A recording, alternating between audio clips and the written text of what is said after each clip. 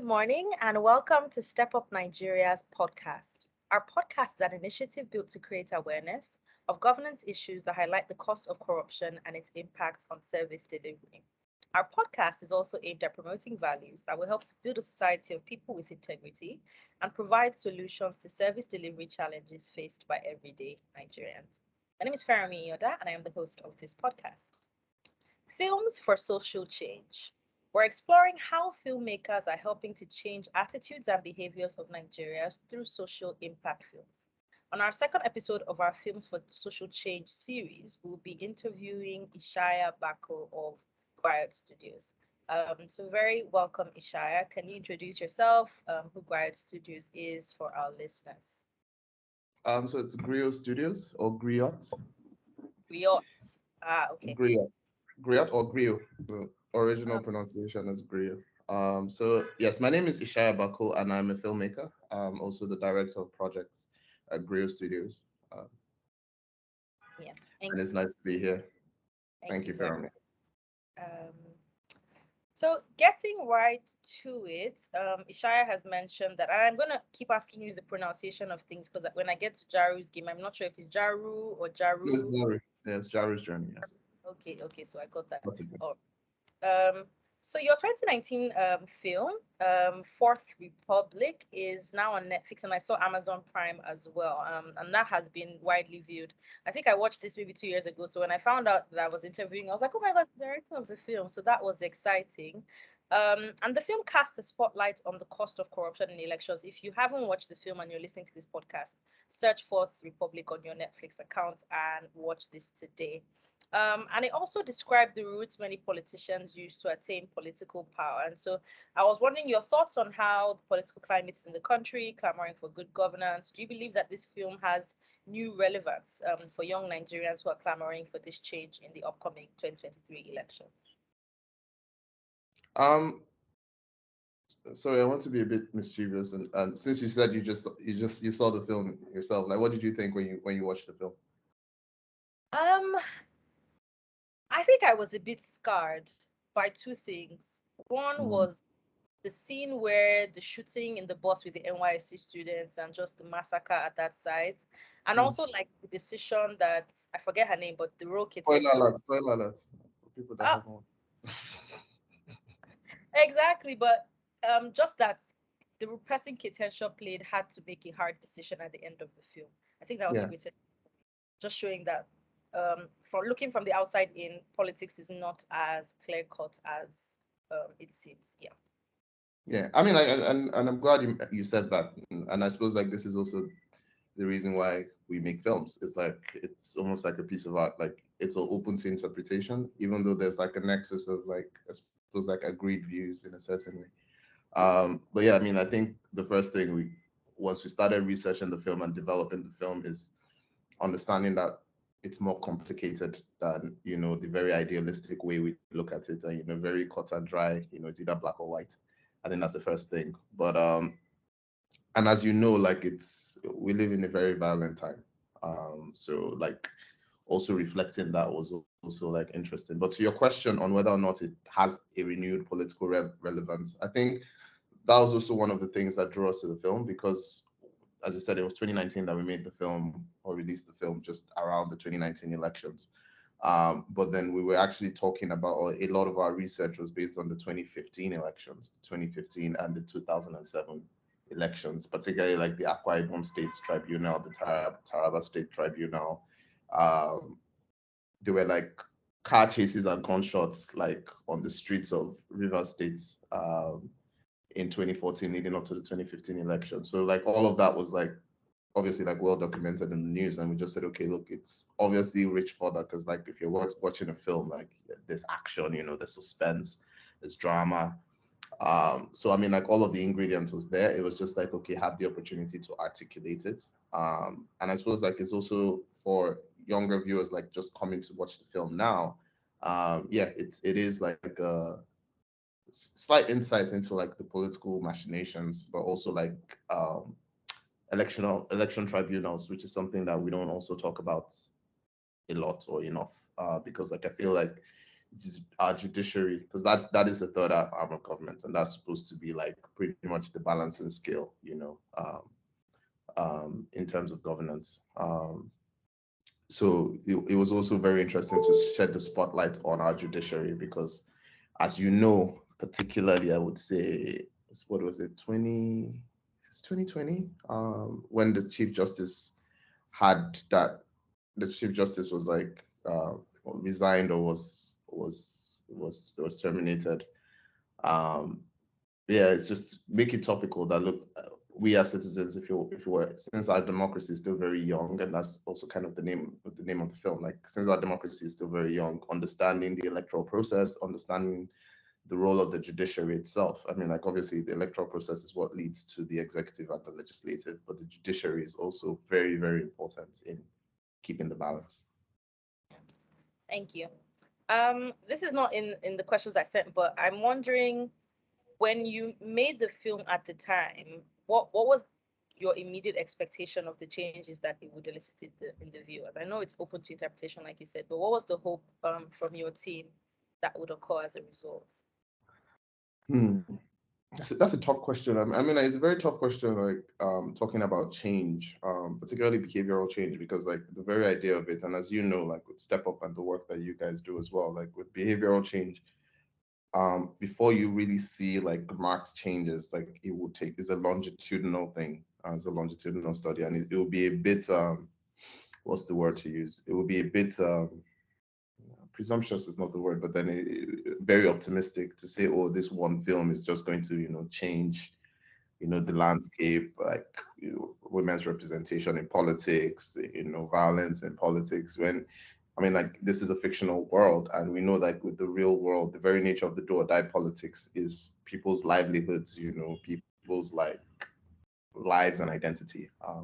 So I suppose like our main objective was just to deepen the discourse around, around that in around politics in Nigeria, around the judiciary and the tribunal systems, around do or die politics, but very importantly as well, like women's representation in politics and how, and like there are different studies that show it from the Chatham House reports of how women are more harshly judged for corruption or like perception of corruption than men are.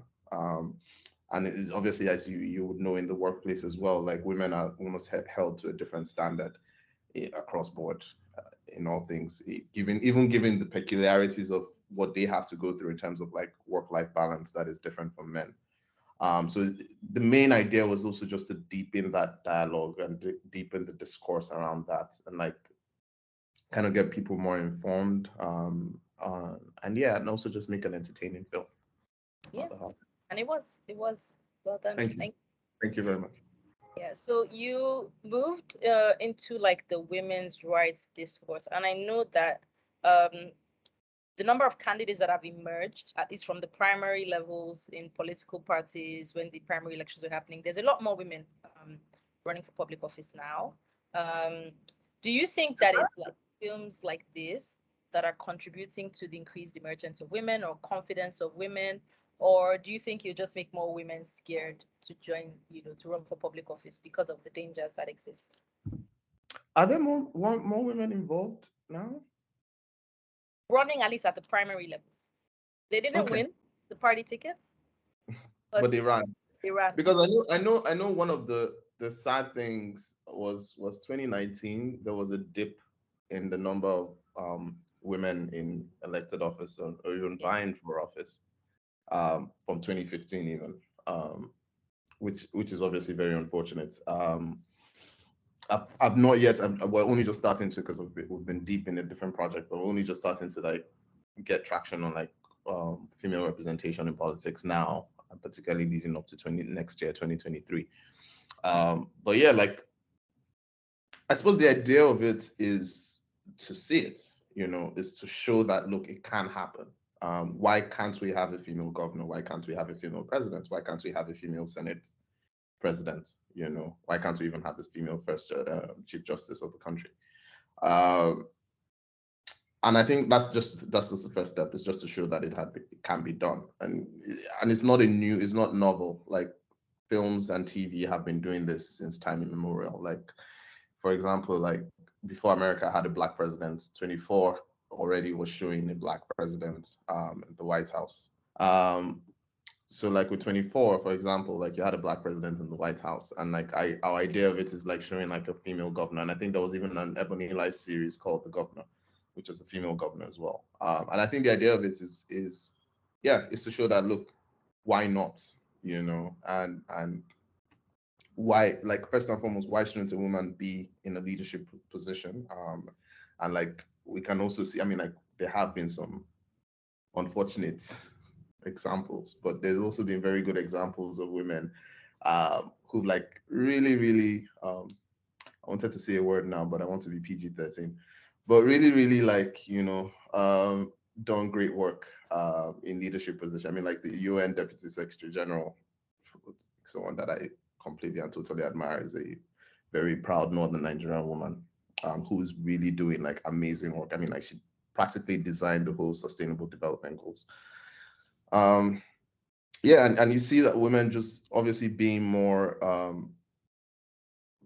just excelling in those leadership positions, and we had that dearth that's just not there. But we also see it like in the greatest democracy in the world, they struggle to even put a female Yeah, president in the White yeah, House, and they've been running a democracy for 200 plus years. So I mean, like I think one of the things about it, and like even in terms of behavioral change, is that the more you start to go into it, the more you realize that it's consistent and concerted efforts, and you need to kind of develop a critical mass. It's not just one lone thing. You need to like kind of work in tandem, and you need to be consistent at it. Consistent at it. I mean, like and I know that the film has also been used. Like there's the Dinidari Foundation, which is run by a very energetic indicator, who had like a screening of the film with like young women in the grassroots, or women like that have either run for elected position or are very active in politics, and like they watched it and then they had like very robust discussions around it. And yeah, I mean, like I think if even if it's like a 16-year-old girl that watches the film and then just like sees this woman becoming a governor and she has it in her mind that yeah, I can do it, that's it. That's the very idea of it, is just to show that look, it can, why not? It should and can be done. yeah. Thank you.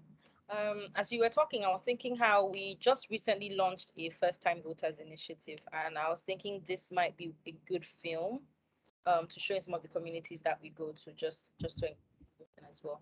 And just as you're speaking, yeah, our the animated film that we have, Halima's Vote, as well, at least the impact that we're seeing on young girls is a lot of the young girls in the schools where we show the film suddenly realize I can actually talk, I actually have a voice, and I will be heard when I speak. And so that's really the power of storytelling. But let me move on quickly. Yeah, and I mean, I really, really liked Halima's Votes, and like, congratulations with all the success of it. I mean, I've extended my congratulations to Winnie and Zainab, and also Mbosi them from Basement as well, because like it was really, really, really good. Thank So you. well done. Yeah. Thank you very much. So what would you say, and this is like lessons learning, because we know that we have some young budding people who want to be filmmakers. So what would you say has been like the most significant challenge that you faced as a filmmaker in producing these kinds of movies that tackle like social issues? Wow, that's such a tough question. Hard questions today. Um, so anytime I'm asked this question about like, oh, what we tell young people that want to get into filmmaking, or or do films for social impact or social change, the first thing is like, if you have not entered now, really think about it, because this one chance, it's a real one chance. Um, but on a more serious note, I mean, like this is obviously something I love, and it's something that I'm very, very fortunate to be able to do, to like fully pursue a career in filmmaking. Excuse me. And also like have like a proper support structure, like from family to friends, to even donors, like the donor we both are grantees from, um, that would encourage your work and allow you to be creative and express and explore. I think like with every art, every different art form or every other art form, particularly in Nigeria, it is tough in terms of not having many, I suppose, like examples of success to begin with, first and Yeah. foremost, stroke mentors. But at least, hopefully, we are doing enough work to at least like set a certain standard, or at least set a certain consistency. I think it's very important to just understand and know the process. I think it's the best time to literally be anything right now, like as a young creative in particular, but as a young creative in Nigeria, it literally is the best time because of like the strides we're making, particularly in music, but like in every field, like whether it's music, is in literature, in film now, with the different platforms and avenues that you have to showcase your content, I hate that word content, so to showcase your work. So whether it's like on YouTube, on any of the streaming services, um, yeah, I mean, I think it's incredibly rewarding. The journey can be lonely. It can be very, very like tedious, and it's a lot of hard work. And you try and like almost gauge it that, oh, is it worth it? Like this much hard work, like spending 2 years working on a film or 3 years working on a film, and then it's like this 90-minute film that people will just watch and think, it's okay, Sha, but at the same time, it's also incredibly rewarding in the sense of when audiences like watch the film and you see them getting moved. I remember we were doing a screening in Bielsa, um, for Fourth Republic, and we had like this hall of, yeah, close to like 1,000 students. And towards the end of the climax, when they read the verdict, like you could see them like screaming and shouting, and then further on, the parts where you said shocked you, which shocks most people, like when it's there, like you can see like that, the gasp in the audience is like everybody was just quiet, like paying attention. And I think obviously for me, that's the first thing that I knew that, okay, this is the reason why I wanted film, just the power to transport you, captivate you. It's like storytelling, and it's like this nice amalgamation of all the different art forms, from music to cinematography to theater to writing.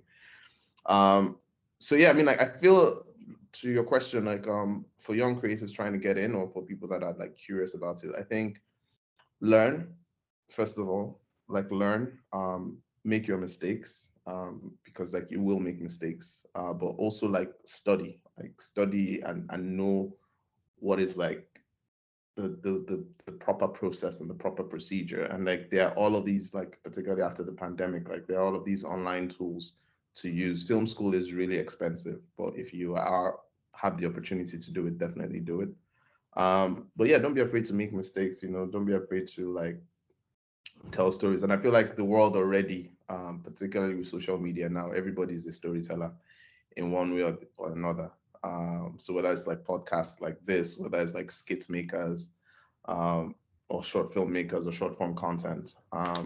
yeah, like people are creating their stories and finding audiences for their stories. So it's like, yeah, it's just do it. Thank you. Um, Quick question also related to challenges. Did you get backlash from the government from this too? I'm just wondering if like the Oh broadcasting. no, thankfully not. And thankfully, like I think we're a bit more strategic with this than, Mm, and I feel there wasn't necessarily a need for backlash, because I felt like also having dialogue, because really and truly, like there's a very us versus them, and rightfully so, like but then it's also very good to like engage with government, which is what we also did. And I mean, like INEC is not government, but like we did engage with INEC, and we had a couple of screenings with INEC. We had like the electoral commission. We had actually the first I suppose like film company, media company, to have like a screening for all of the INEC commissioners of the film. And again, like this is what we talk about, like deepening dialogue and deepening discourse.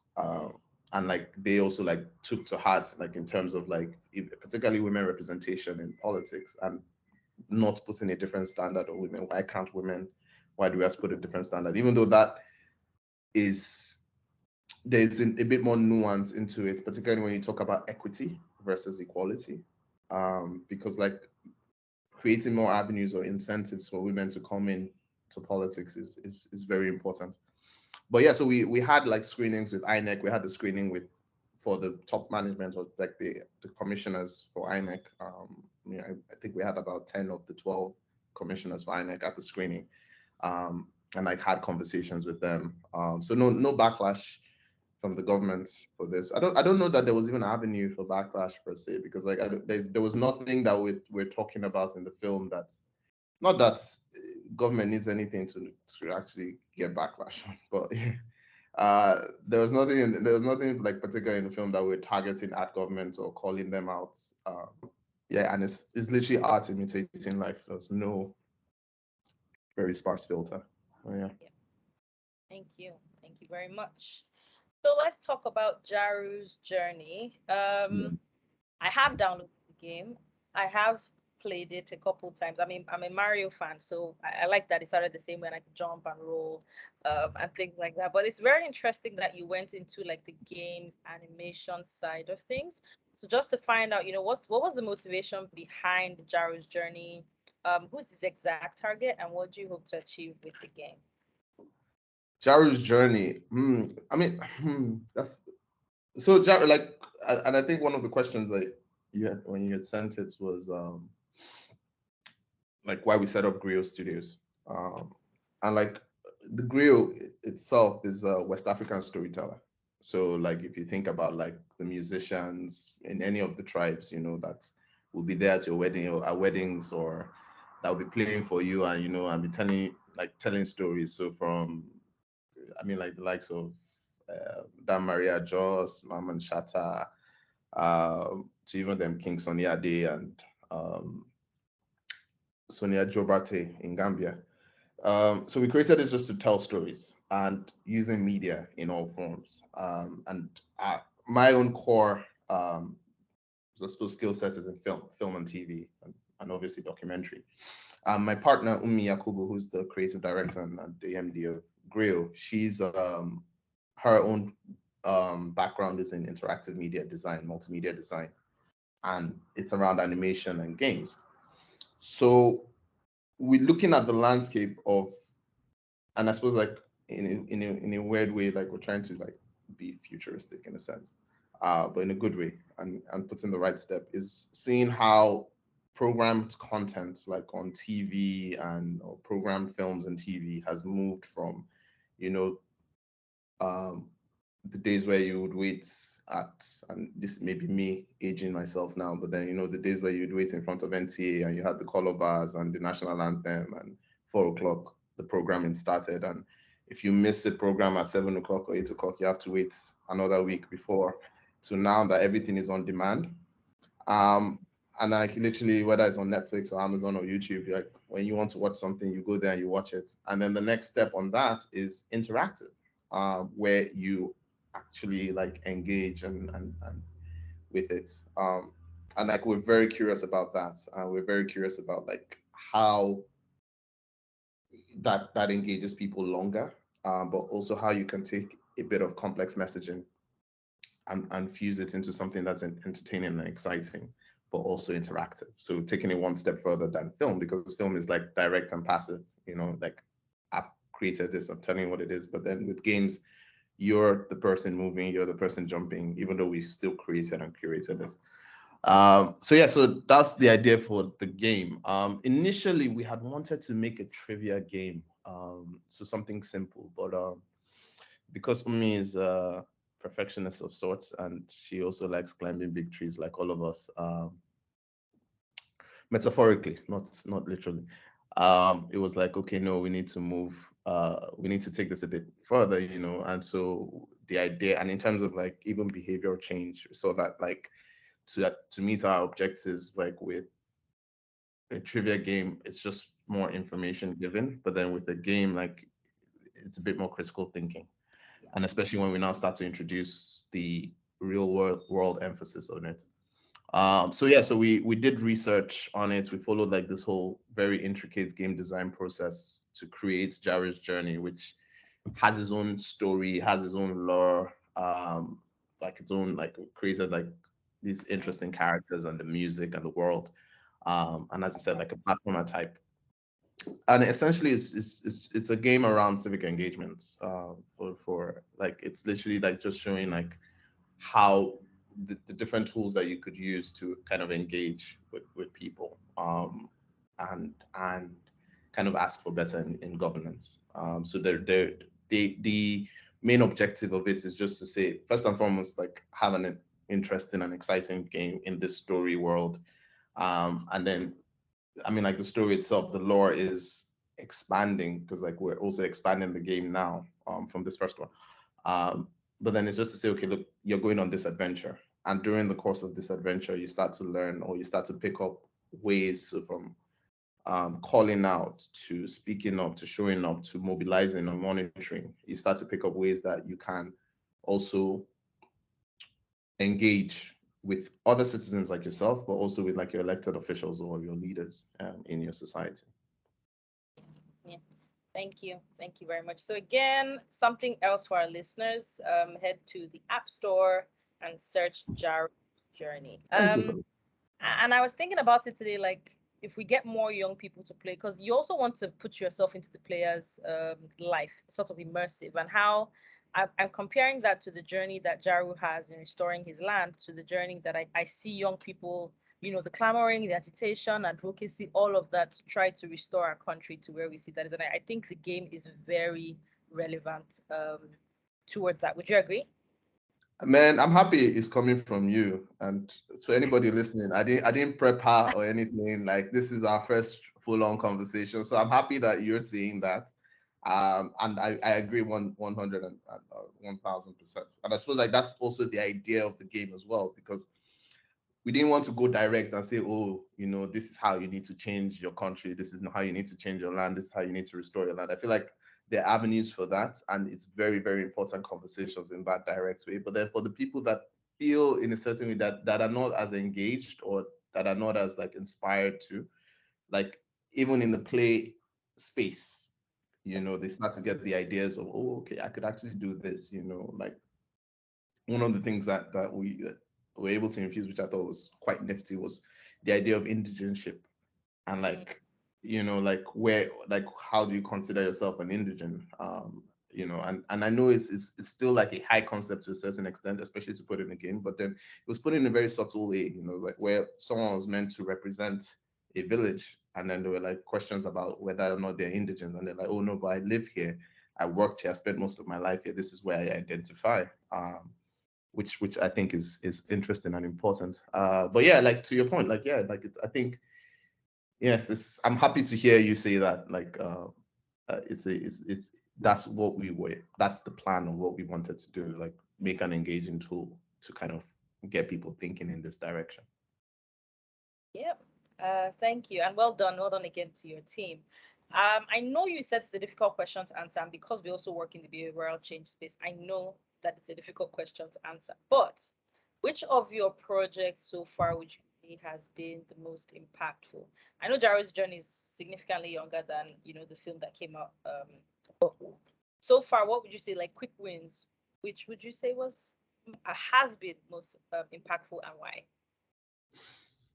Mm, it's very like it's difficult. I'm sorry, difficult you question. already you already prompted it now. Like you already prompted it. Um, I mean, it would have to be Fourth Republic to begin with. I mean, Jaro's journey is just getting his legs on his own because it was just released a few months ago, versus Fourth Republic that was 3 years ago. So yeah, I would definitely say Fourth Republic because that kind of had its own. So we had like the screen, as I said, we had the screenings with INEC being the first to do that. We had the screenings at the universities because we went literally across the country, um, to about 5 of the 6 geopolitical zones. Um, excuse me, to 5 of the 6 geopolitical zones in universities. And we also did community screenings in Kogi and in Bayelsa just before the elections in 2019. Um, yeah, 2019. Um, no, actually 2018. Yeah, 2018. So it was before the release of the film, 2018. Yeah. Um, so and then we also had like a screening at the U.S. Institutes of Peace. Um, Okay. in DC, which was also very interesting. Like hearing policymakers there like talking about it and reflecting on, I mean, like both the strides that our democracy has taken, because like also bearing in mind that it was not just a full-on critique that, oh, everything is like doom and gloom, because like really and truly, like even to make a film like that, um, is also like showing, okay, this is how far we've come in our democracy. It's still a very young democracy, still a very fragile democracy, but then like it's like, okay, you know what? These are also like the points where we need to like really make sure we get it right at, particularly with the judiciary. So yeah, I would say Fourth Republic for now, but I'm hoping that Gyro's Journey does like eclipse that. Um, Okay. And what would you say has been a significant lesson that you've learned on this journey for both the film and the game? hmm, man, there are plenty of lessons, and I feel like you learn like all the time. I mean, like consistency is very key, first and foremost. Um, I I think that's the first thing to say, and I think with each kind of project that we do and we learn, it's like learning. So for both the wins and even like some of the setbacks, like once you like say you don't hit the targets the same way you expect to hit it, um, you start reflecting on that. So I mean, like I think consistency is key. I feel like there is a almost a reaffirmation on this work is important, because there's a point in time that you kind of, and I don't know if you guys face the same thing where you're like, are you sure like this is worth it, that kind of thing? Are you sure that this is like the audience is going to react in the way you expect them to, and so like for Halima's Wood, for example, it's like, oh, but this is just like an animation or a cartoon, and there are times where it's like, oh, yeah, I'm very sure that yes, this is how the audience is like they're going to get it, and they're going to resonate with it. But there are times when you question. But I think the lessons is that it's still important work. It's very, very important work to do, and it's important to continue doing it, and be consistent with it. Um, there are more avenues and more stories that need to be told. I think that's just one of the lessons that needs to, and I think we can also be bolder in the way we tell it, Yeah. um, given our situation. And yeah, I mean, like, it's also, it takes time, you know, it takes time. But I suppose like if it's worth it, like that tends to generally happen. If it's worth it, that tends to generally happen. Um, yeah. Okay. I've enjoyed this conversation very much, but I know we have to round up Yeah. because with this, I want to know maybe last two questions. I'm going to say last question. Um,